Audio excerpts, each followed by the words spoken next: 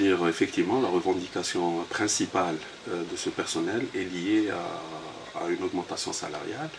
Donc le motif évoqué, c'est un accord qui a été établi il y a pratiquement une année de cela, qui prévoit une augmentation. Mais la situation a voulu à ce que l'entreprise, je confirme encore une fois, n'est pas dans les capacités de pouvoir assurer cette augmentation au détriment de l'équilibre financier de l'entreprise. Dans le contexte actuel, je pense que le PDG a lancé quand même une réflexion objective qui est basée sur des éléments factuels.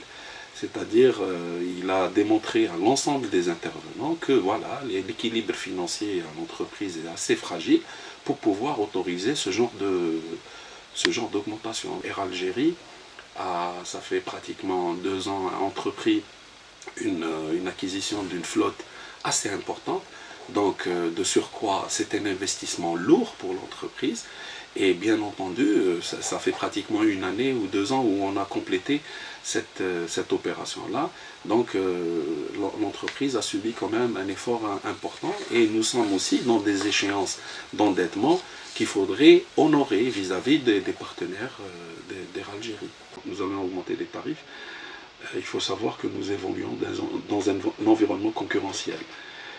Environnement concurrentiel qui, de surcroît, implique des business models tout à fait différents. Vous avez des compagnies régulières, vous avez des compagnies low cost qui sont en train d'évoluer sur des marchés.